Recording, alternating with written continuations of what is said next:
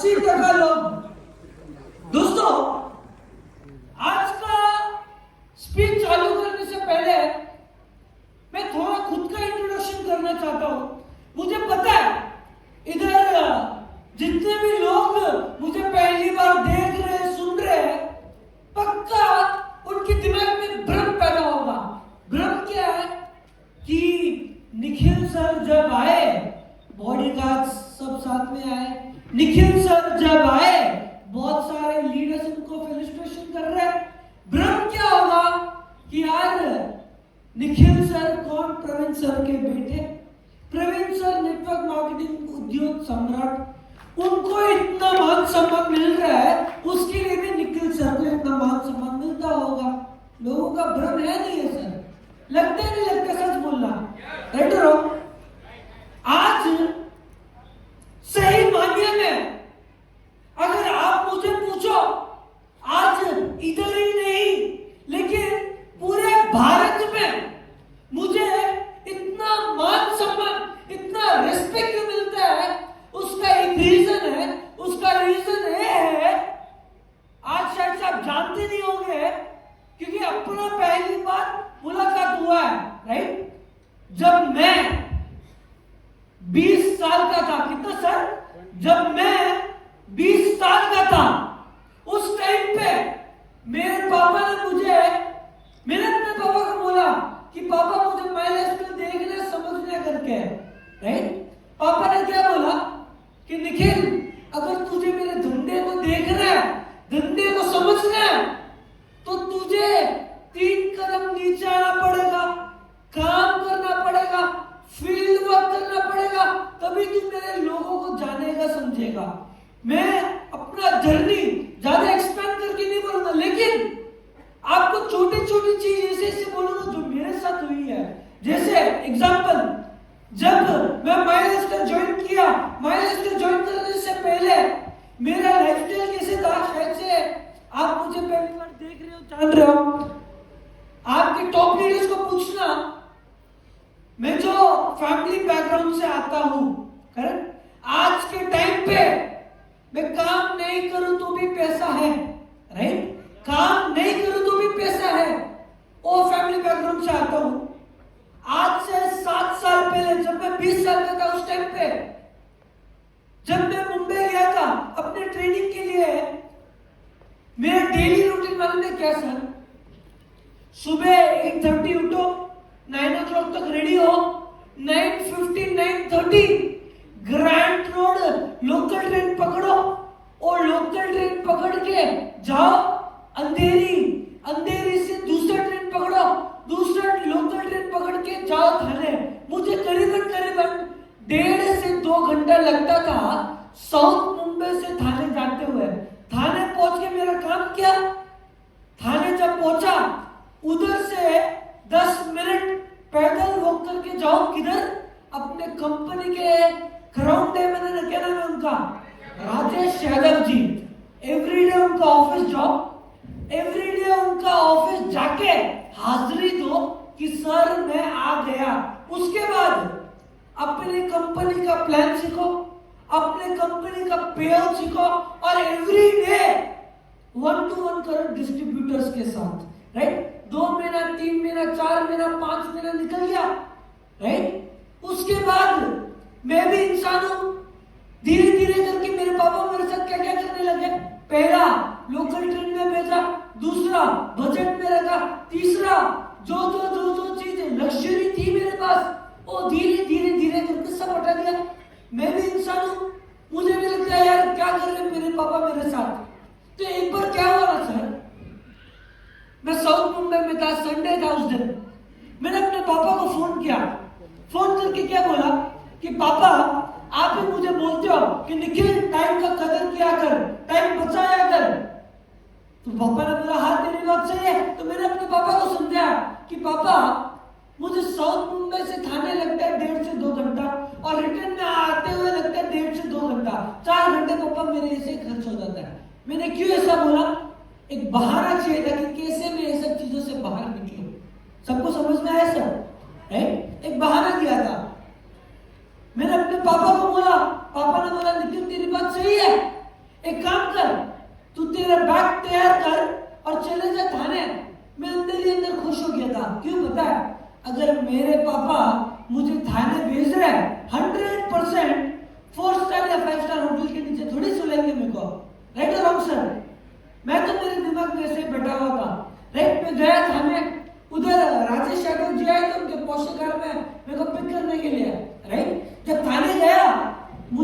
में क्या लगा था यार, 4 स्टार 5 स्टार होटल होगा और 100% सी व्यू या गार्डन व्यू रहेगा, मेरा होटल जो भी रहे, राइट। जब थाने पहुंचा, गाड़ी जा रही है, लेफ्ट टर्न ले रही है, राइट टर्न ले रही है, मैं देखा यार गली कितनी जा रही है, मैं दिमाग में यही एक सोचा यार थाने इतना डेवलप हो गया कि गली गली में सी व्यू और बालकनी व्यू। मुझे तो ऐसा लगा भाई, जब गाड़ी और अंदर गई रुका, क्या सोचा था मैंने, सी व्यू, अच्छा गार्डन व्यू। मेरे सामने मालूम में क्या था, थाने का जो लोकल स्टेशन है ना वो व्यू था। और मुझे क्या लगा, मेरे पापा 4 स्टार या 5 स्टार होटल में सुलेंगे मेरे को, पर किधर सुला है, 2 क्लास लॉज होता है ना, 2 क्लास लॉज, जहां एसी की भी सुविधा नहीं, उधर मेरे पापा ने मुझे 1 महीने के लिए सुलाया। मेरे साथ राजेश यादव जी आए थे मुझे छोड़ने के लिए। उन्होंने मालूम क्या बोला, निखिल जी आप बुरा नहीं मानो तो आपको एक चीज बोलूं। मैंने बोला हाँ बोलो सर मेरा घर 15-20 मिनट दूर ही है, मैं आपके पापा को नहीं बताऊंगा, आप मेरे घर आ जाओ करके। मैं अंदर ही अंदर गुस्से में था। गुस्सा क्यों था पता है, एक सवाल मेरे दिमाग में, साला माई लाइफस्टाइल में आके मैंने किसका क्या बिगाड़ा भाई। लोकल ट्रेन में भेज रहे, 3 क्लास लॉज में सुला रहे, बजट में रख रहे, दिमाग में एक चीज, माई लाइफस्टाइल में आके मैंने किसका क्या बिगाड़ा कि मेरे पापा मेरे साथ ऐसे कर रहे। 1 साल non stop full field work करने के बाद चेन्नई गया, पापा को एक सवाल पूछा कि पापा आपने ही मेरे साथ ऐसे क्यों किया, और एक रिटर्न में मेरे पापा मुझे बोलते हैं लेकिन तू ही सोच, तू ही समझ, इनिशियल स्टेज में मैंने तेरे को बोला फील्ड वर्क करने के लिए तूने किया, मैंने तेरे को बोला जीटीएस जाने के लिए तू गया, मैंने तेरे को बोला बजट में रहे तो बजट में रहा, मैंने तेरे को बोला लोकल ट्रेन में ट्रैवल कर तो लोकल ट्रेन में ट्रैवल किया। उसका रीजन ये है, तू ही सोच, तू ही समझ।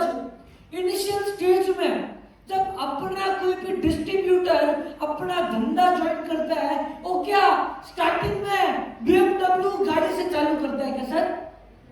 वो भी स्टार्टिंग में बजट में रहता नहीं रहता है, वो भी स्टार्टिंग में जीटीएस जाता नहीं जाता है, वो भी स्टार्टिंग में लोकल ट्रेन की धक्के खाता है नहीं खाता है, खाता है।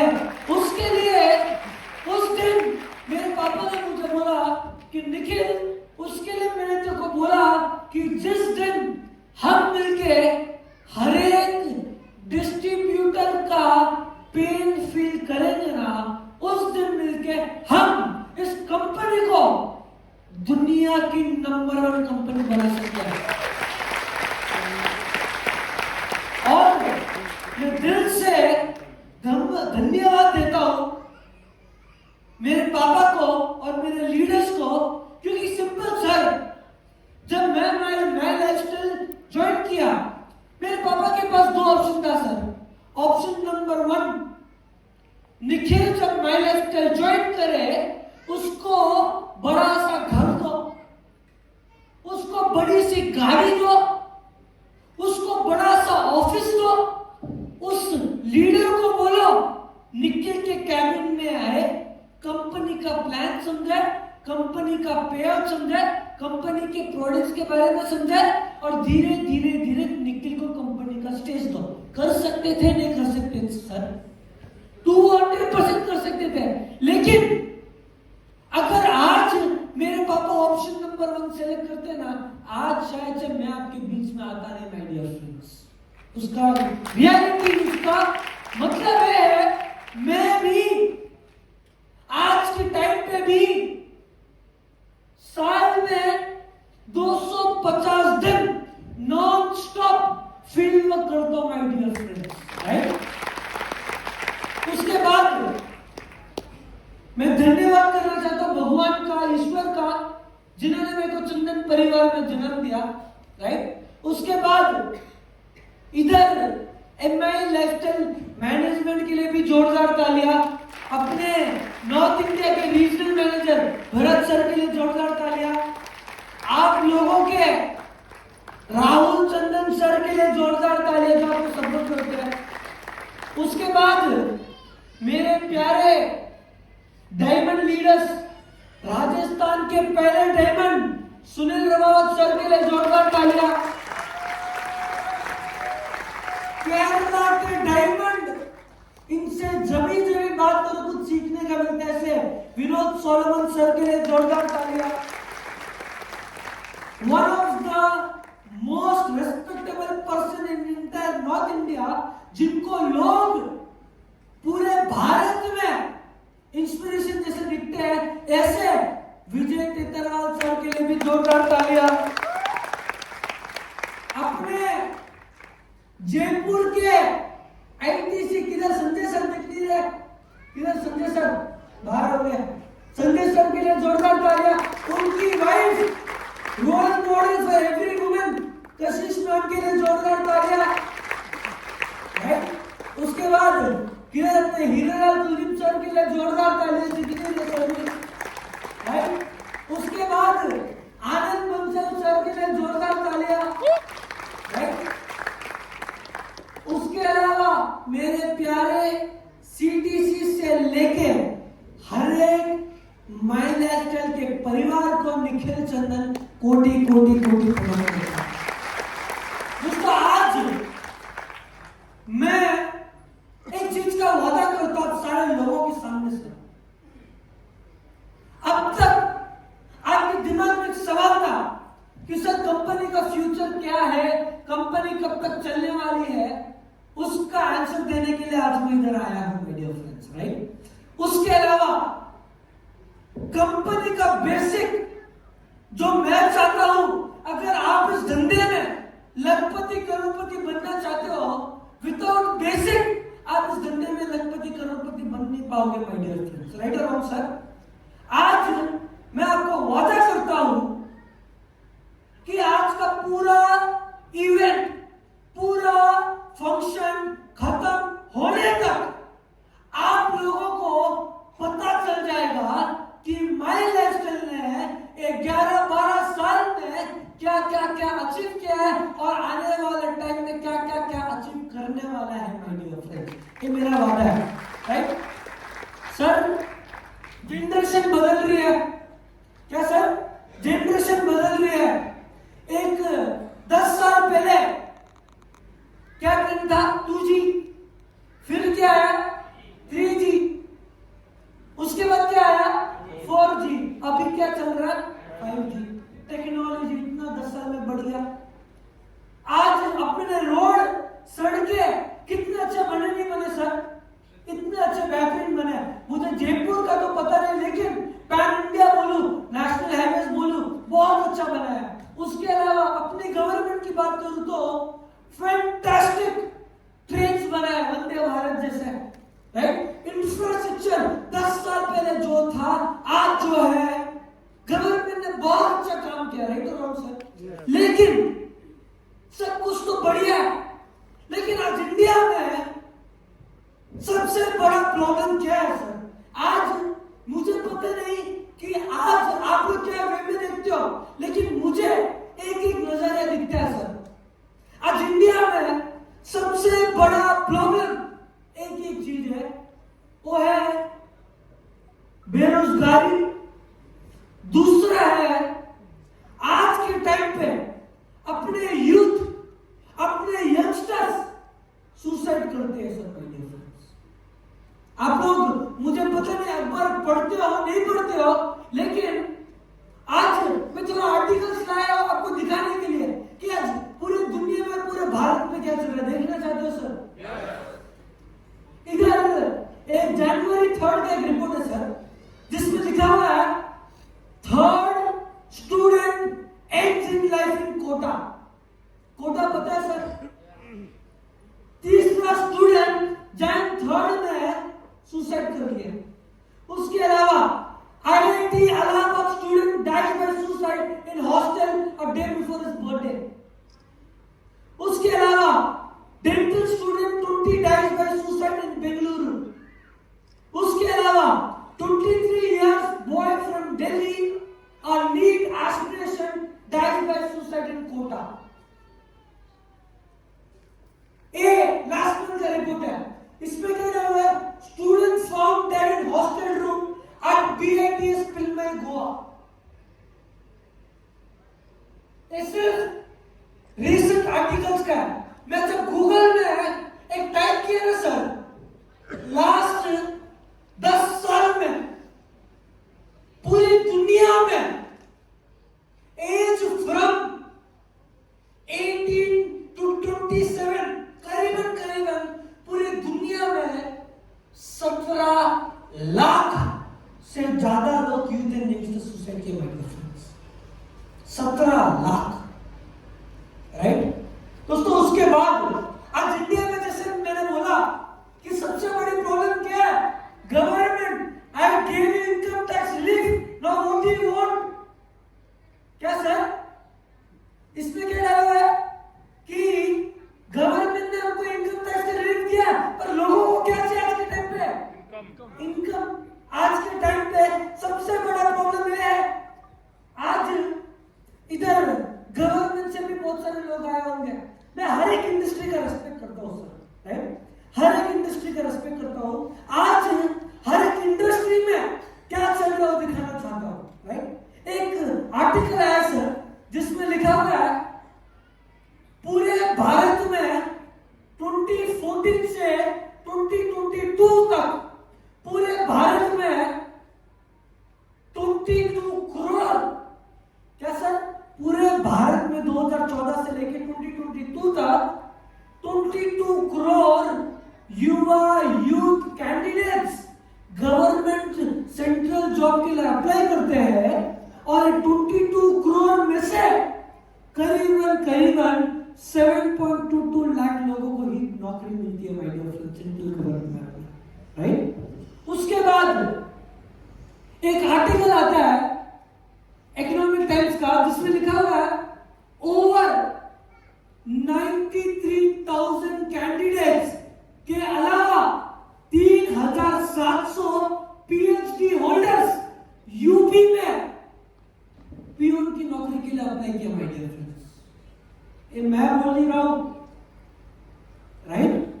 उसके अलावा रिपब्लिक का एक न्यूज आता है सर जिसमें लिखा हुआ है ओवर 10 लाख से ज्यादा MBA PhD holders engineers 4,600 clerk नौकरी के लिए अप्लाई करते हैं माय डियर फ्रेंड्स. मैं बोल नहीं रहा हूं, कोई भी गूगल करो मिल जाएगा, राइट. उसके बाद इंडिया टुडे का एक रिपोर्ट आता है सर ओवर 80% इंजीनियर्स जो इंजीनियरिंग कर रहे हैं उसमें से 80% लोग आज के टाइम पे बेरोजगार है माय डियर फ्रेंड्स, राइट. उसके अलावा एक रिपोर्ट आता है जिसमें आज मेडिकल में करीबन 1.5 लाख लोगों को सीट मिली है. ये लास्ट ईयर का डेटा है. उसके अलावा आईटीआई में करीबन 25 लाख लोगों को सीट मिली है. उसके अलावा इंजीनियरिंग में करीबन 12.5 लाख लोगों को सीट मिली है. टोटल मिला हुआ तो टोटल सीट्स कितना डाला वैसे इधर 39 लाख टोटल सीट्स है. आपको क्या लगता है सर कि 39 लाख कैंडिडेट या 39 लाख कॉलेज वाले लोग अप्लाई करते हैं और सिर्फ 39 लाख लोगों को सीट मिलती है ना? करीबन 3 करोड़ से ज्यादा युवा यूथ इंजीनियरिंग आईटीआई मेडिकल के लिए एग्जाम्स लिखते हैं और 3 करोड़ में से करीबन 39 लाख लोगों को ही सीट मिलती है, राइट और रॉन्ग सर. उसके बाद हिंदू टाइम्स का एक आर्टिकल आता है कोविड के टाइम पे एक एस्टिमेट किया गया था करीबन भारत में 12.2 करोड़ युवा यूथ लॉकडाउन के कारण बेरोजगार हो गया था माय डियर फ्रेंड्स. उसके अलावा बिजनेस टुडे के आर्टिकल से दूसरे महीने में करीबन million people lost their job in second wave of COVID. सबने देखा होगा, फील किया होगा, राइट? उसके अलावा अगर मैं टेक कंपनीज की बात करूं, बिजनेस टुडे का एक आर्टिकल आता है जिसमें लिखा हुआ है सारी टेक कंपनीज मिला के करीबन पूरे भारत में 2.26 लाख लोगों को रोजगार कर दिया, माय डियर फ्रेंड्स, बेरोजगार कर दिया था, राइट? 2023 का रिपोर्ट। उसके अलावा अमेज़न, सब जानते हैं अमेज़न को सर, अमेज़न का भी अगर आर्टिकल दिखा हो, Amazon cuts near by 9,000 more jobs in India, my dear friends. उसके अलावा मेटा, सब जानते हो सर मेटा को? मेटा का क्या आर्टिकल आता है? मेटा ने करीबन 21,000 लोगों को बेरोजगार कर दिया था, माय डियर फ्रेंड्स।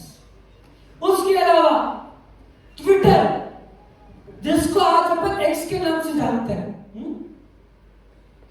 एक कोई भी गूगल करोगे ना सर, 2013, 2014, 2015 में ट्विटर के करीबन मोर देन 14,000 प्लस एम्प्लॉयज थे। आज पूरे भारत में देखोगे सिर्फ 80 लोग बाकी है, पूरे भारत में। उसके अलावा एक रिपोर्ट आता है ब्लूमबर्ग का, बहुत बड़ा इंटरनेशनल रिपोर्टर है, जो बोलता है आज नया टेक क्या चल रहा है सर, लोगों की जुबान में क्या है? एआई, सुना होगा, आर्टिफिशियल इंटेलिजेंस, सब बोल रहे सर एआई। आज ब्लूमबर्ग क्या बोलता है? एआई के कारण नो डाउट फ्यूचर में चलेगा, लेकिन एआई के कारण अगले 5 साल में जो भी लोग बैंकिंग में काम करते हैं, करीबन 2 लाख लोगों की नौकरी जा सकती है एआई के कारण, राइट? उसके अलावा नया ट्रेंड क्या चल रहा है सर? युवा में स्टार्टअप करके, सुना होगा ना सर, मैंने आज ये स्टार्टअप किया, वो स्टार्टअप किया, सुना होगा। आज अगर मैं स्टार्टअप की न्यूज बोलूं तो बिजनेस लाइन के आर्टिकल आता है, close to 11,000 Indian startup employees have been laid off, my dear friends. अगर मैं स्टार्टअप की बात करूं तो, राइट? उसके अलावा एक रिपोर्ट आता है सर वर्ल्ड पॉपुलेशन रिव्यू का, वो भी इंटरनेशनल स्टैंडर्ड में बहुत बड़ा नाम है उनका क्या आर्टिकल आता है? इसमें लिखा हुआ है इंडियंस, हम are working the most but earning the least. मतलब हम भारतीय काम तो ज्यादा करते हैं, काम तो अच्छा करते हैं, लेकिन पैसा कम कमाते हैं। मानते हो नहीं मानते हो सर? उसके अलावा एक फोर्ब्स.in का एक रिपोर्ट आता है सर, इसमें डाला हुआ है अनएम्प्लॉयमेंट रेट इन इंडिया। अगर 2008, 2009, 13, 14, 15, 18, अगर आप 2020 देखोगे तो इधर ग्राफ बहुत बड़ा है। क्यों? उस टाइम पे कोविड आया था, राइट और रॉन्ग सर? राइट और रॉन्ग सर? लेकिन आज 2024 का देखोगे, लास्ट ईयर कोविड आया था क्या? नहीं। तो फिर भी लास्ट ईयर जितना बेरोजगारी कोविड के टाइम पे नहीं था, उससे ज्यादा बेरोजगारी 2024 में हुआ था, मीडिया। मैं बोल नहीं रहा हूं, ये फोर्ब्स.in बोल रहा है।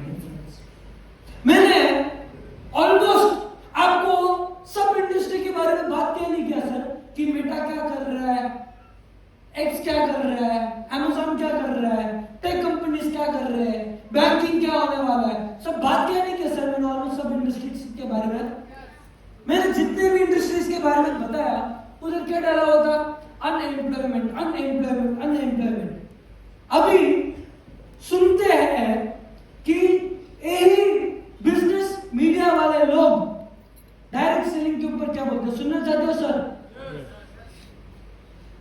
अगर मैं डायरेक्ट सेलिंग इन इंडिया की बात करूं, इकोनॉमिक टाइम्स का एक रिपोर्ट आता है सर, जिसमें डाला हुआ है इंडिया आज पूरी दुनिया में 11th जब डायरेक्ट सेलिंग का नाम आता है। ये बहुत बड़ी बात किसके लिए पता है? शायद से आप नए ज्वाइन किया तो आपको शायद से आइडिया नहीं देगा 5 साल पहले कैसा था, 10 साल पहले कैसा था, 15 साल पहले कैसा था। इधर जितने भी लोग बैठे हैं उनको पूछो 15 साल पहले इंडियन डायरेक्ट सेलिंग दुनिया के टॉप 50 में भी नहीं आता था।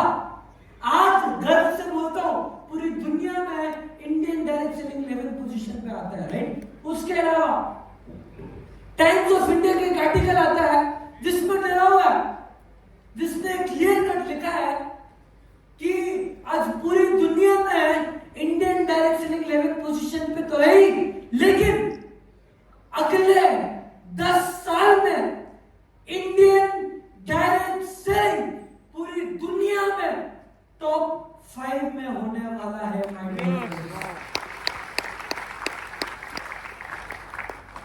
उसके अलावा सर मुझे पता नहीं कि आप कौन से बैकग्राउंड से आए हो, मुझे पता नहीं आप कौन सी इंडस्ट्री से आए हो, लेकिन आप मुझे हमारी डायरेक्ट सेलिंग की बात करूं तो बहुत गर्व से दिखाता हूं।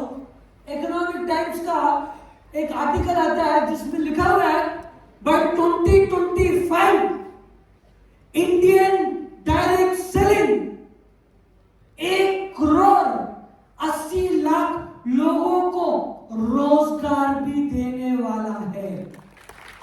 तो बहुत बड़ी बात है सर। ये तो हुआ डायरेक्ट सेलिंग क्या है करके।